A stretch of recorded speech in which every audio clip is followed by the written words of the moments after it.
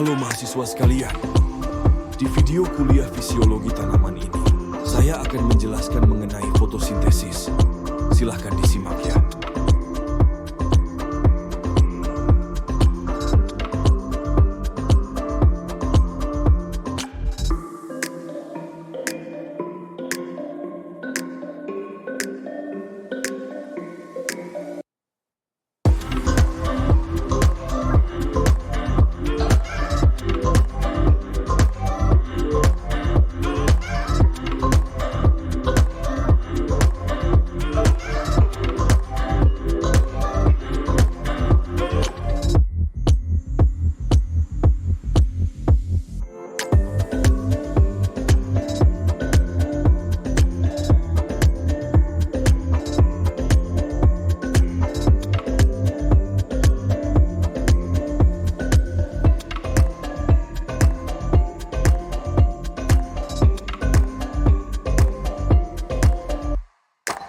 Dari animasi tersebut, kalian dapat mengetahui bahwa proses fotosintesis merupakan proses pembentukan karbohidrat dari karbon dioksida dan air, serta hasil sampingan berupa oksigen.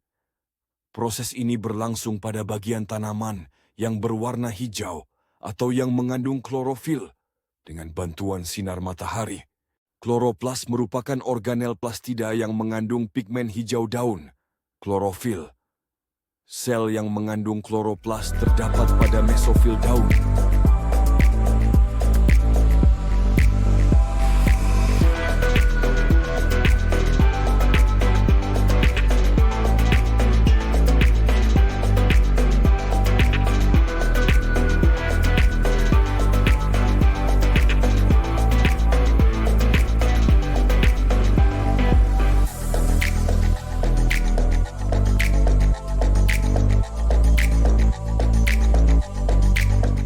Kloroplas merupakan organel, sedangkan klorofil merupakan pigmen warna hijau.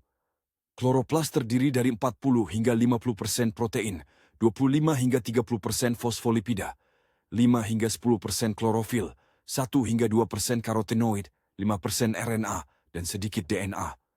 Pada jaringan tiang terdapat 36 kloroplas. Pada jaringan bunga karang terdapat 20 kloroplas.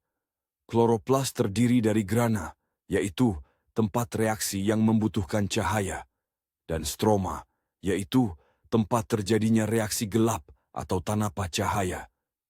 Tiap kloroplas terdiri dari 40 hingga 60 grana. Bentuk jamak dari grana yaitu granum. Di dalam granum terdapat thiakoid, di dalamnya terdapat kuantosom. Dalam kuantosom terdapat klorofil, karotenoid, quinon, dan lain-lain.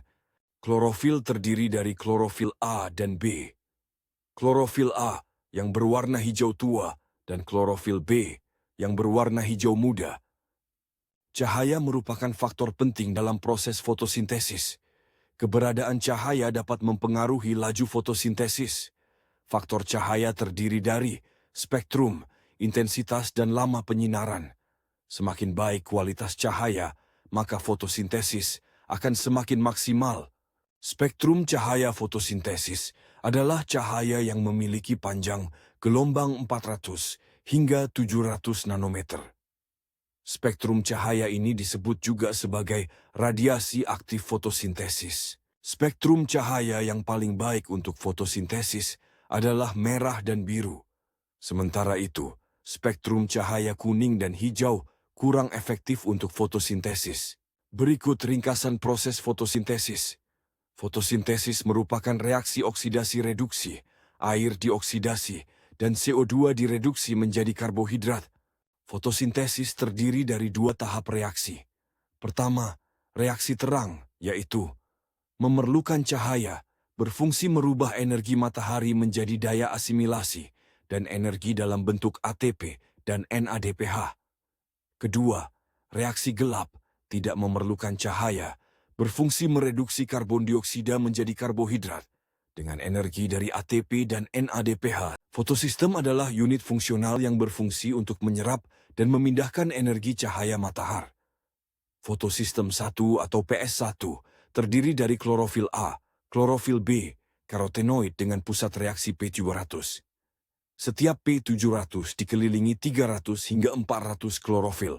Fotosistem 1 memanfaatkan kompleks antena untuk mengumpulkan energi cahaya untuk tahap kedua transport elektron non-siklis. Ia mengumpulkan elektron-elektron berenergi dari proses tahap pertama yang ditenagai melalui fotosistem 2 dan menggunakan energi cahaya untuk lebih meningkatkan energi.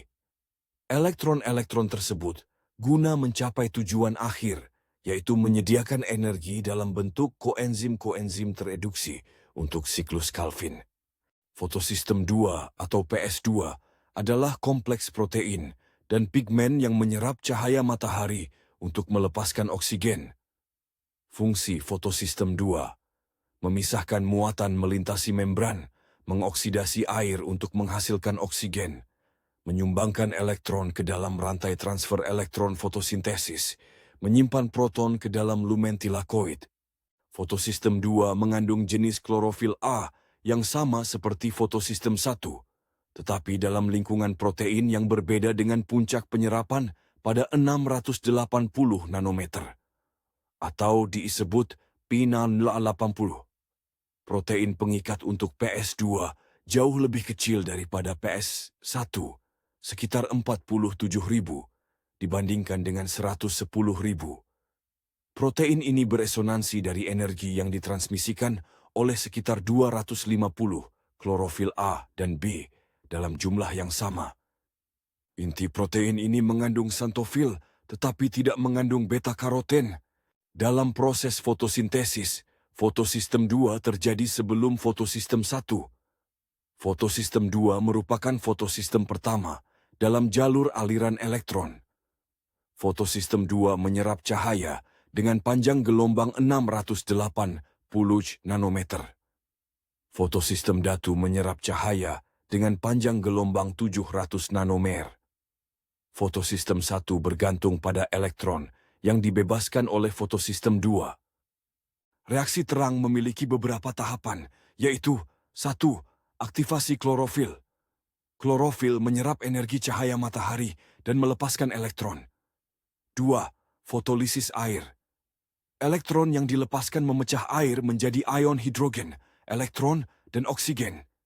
3. Sistem transport elektron. Elektron yang dihasilkan dari fotolisis air disalurkan ke fotosistem 1 dan fotosistem 2. Proses ini menghasilkan energi ATP dan ADP. Eksitasi elektron oleh klorofil adalah proses pelepasan elektron dari klorofil yang disebabkan oleh energi cahaya matahari. Eksitasi elektron terjadi pada tahap aktivitas klorofil dalam reaksi terang fotosintesis. Tahapan eksitasi elektron oleh klorofil menangkap foton dari cahaya matahari. Elektron terangkat dari kedudukan dasar ke kedudukan eksitasi elektron, tereksitasi tidak kuat, terikat pada atom atau molekul pigmen. Elektron tereksitasi mudah ditransfer ke molekul lain di sekitarnya. Fotofosforilasi non-siklik adalah proses pembentukan ATP dan NADPH dalam reaksi fotosintesis yang bergantung pada cahaya. Proses ini melibatkan fotosistem 1 dan fotosistem 2. Tahapan-tahapan fotofosforilasi non-siklik yaitu 1. Cahaya masuk ke dalam fotosistem 1, menyebabkan elektron tereksitasi. 2. Elektron tereksitasi masuk ke dalam rantai transport elektron. 3. Elektron masuk ke dalam fotosistem 2. 4. Elektron dari fotosistem 2 bergerak melalui akseptor elektron seperti plastoquinom, sitokrom, dan plastosianin. 5. Energi yang dilepaskan dari elektron ditangkap oleh ADP menjadi ATP. 6. Elektron dari akseptor elektron diterima oleh NADPE. NADPE mengikat ion H+ hasil dari fotolisis air, sehingga NADP berubah menjadi NADPH. Fotolisis air pada reaksi non-siklik adalah proses pemecahan air dengan bantuan cahaya yang terjadi pada reaksi terang. Proses ini menghasilkan ion H+, elektron, dan oksigen. Reaksi pada fosforilasi siklik diawali ketika energi foton dari cahaya matahari ditangkap fotosistem 1 atau P700 dan mengakibatkan eksitasi elektron. Elektron tereksitasi kemudian akan ditangkap akseptor primer yang akan dikembalikan lagi ke P700 melalui transport elektron. Pada transport elektron terjadi fotofosforilasi sehingga terbentuk ATP dari ADP. Karena elektron kembali pada P700, maka tidak terjadi fotolisis air. Sehingga pada fotofosforilasi siklik tidak dihasilkan oksigen dan NADPH seperti pada fotofosforilasi non-siklik. Sistem ini bersifat siklik, artinya berputar, yaitu elektron yang dikeluarkan dari sistem transfer elektron akan masuk ke pusat reaksi lagi pada fotosistem 1. Berikut merupakan perbedaan fotofosforilasi non-siklik dan siklik.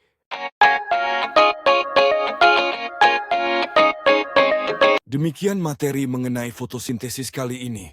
Terima kasih dan sampai jumpa.